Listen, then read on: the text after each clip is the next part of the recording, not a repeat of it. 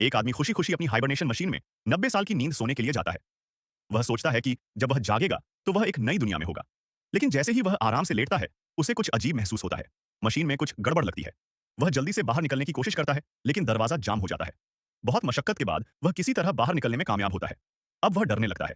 क्या कुछ गलत हो गया है? वह कमांड सेंटर की ओर दौड़ता है ताकि कप्तान को जगा सके और उसे बता सके कि लोग समय से पहले जाग रहे हैं।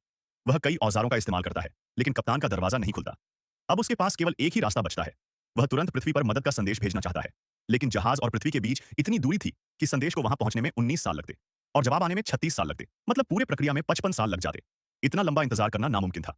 निराश होकर वह उम्मीद छोड़ देता है कि कोई मदद आएगी। अब वह पूरे जहाज में अकेलेपन से परेशान होकर भटकता है।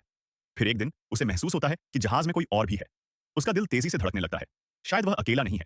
वह जल्दी से उसकी तरफ बढ़ता है, लेकिन पास जाकर पता चलता है कि वह एक रोबोट है। अब उसका हर दिन एक ही कमरे में और एक ही खाना खाकर बीतने लगता है। कई साल ऐसे ही गुजर जाते हैं। फिर एक दिन वह एक सोई हुई लड़की को देखता है, बहुत खूबसूरत, जो हाइबरनेशन मशीन में गहरी नींद में थी। वह एक ऐसा फैसला लेता है जो सही नहीं था। वह उसे समय से पहले जगाने वाला था। वह अपने टूलकिट से मशीन में छेड़छाड़ करता है और ऑनरोरा को जगा देता है। अब जब जहाज में वे दोनों ही अकेले होते हैं, तो धीरे धीरे दोनों एक दूसरे के करीब आने लगते हैं। ऑनरोरा के जन्मदिन पर जिम उसके लिए एक पार्टी रखता है रोबोट वेटर की मदद से। सब कुछ बहुत अच्छा चलता है। ऑनरोरा कहती है, अब हमारे बीच कोई राज नहीं होना चाहिए। तभी रोबोट आर्थर सोचता है कि ऑनरोरा को सच का पता नहीं है। वह पूरी सच्चाई बता देता है कि जिम ने अपने फायदे के लिए उसे जगाया था। जिम उसे प्रपोज करने के लिए अंगूठी निकालता है, लेकिन सच सुनकर ऑनरोरा हैरान हो जाती है। उसे लगता है कि जिम ने अपनी तन्हाई के लिए उसकी पूरी जिंदगी उससे छीन ली। अब ऑनरोरा बहुत गुस्से में होती है। वह जिम से बात करना बंद कर देती है। इसी बीच जहाज में एक गंभीर तकनीकी खराबी आ जाती है। अगर कुछ नहीं किया गया तो सब कुछ नष्ट हो सकता था। जिम को जहाज के बाहर जाकर सिस्टम को ठीक करना पड़ता है। उसे बहुत तेज गर्मी और खतरे का सामना करना पड़ता है। ऑनरोरा समय पर मशीन का हैंडल खींचती है, लेकिन जिम अंतरिक्ष में गिर जाता है और उसकी सेफ्टी रोप टूट जाती है।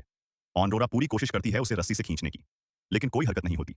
और जिम का शरीर, वह जल्दी से कप्तान की अथॉरिटी वॉच से सारे फर्स्ट एड सिस्टम चालू कर देती है। आखिरकार जिम की जान बच जाती है। अब जहाज में केवल एक मशीन बचती है जिसमें कोई व्यक्ति फिर से 90 साल की नींद सो सकता था। जिम ऑनरोरा से कहता है, तुम सो जाओ, मैं जागा रहूंगा। वह कहता है, मैंने तुम्हें अपने स्वार्थ के लिए जगाया था, लेकिन अब मैं अपनी गलती सुधारना चाहता हूं। अब फैसला ऑनरोरा के हाथ में है। कुछ देर सोचने के बाद ऑनरोरा कहती है, मैं तुम्हारे साथ जीना चाहती हूँ। फिर जिम उसे एक बार फिर प्रपोज करता है। इस बार ऑनरोरा मुस्कान के साथ हाँ कह देती है। दोनों अपनी पूरी जिंदगी जहाज पर साथ बिताते हैं। 88 साल बाद जहाज अपने गंतव्य तक पहुंचता है। बाकी सभी लोग नींद से जागते हैं और जब वे केंद्रीय हॉल में पहुंचते हैं तो उनके सामने का दृश्य चौंकाने वाला होता है। पूरा जहाज अब एक खूबसूरत हरा भरा बगीचा बन चुका था। जिम और ऑनरोरा ने वहां अपना घर बनाया था और दोनों हमेशा एक दूसरे के साथ रहे। उन्होंने बाद में आने वाले यात्रियों के लिए यह संदेश छोड़ा, अगर आपके जीवन में कोई साथी है जो आपका साथ दे, तो आप कहीं भी और किसी भी परिस्थिति में खुशहाल जीवन जी सकते हैं।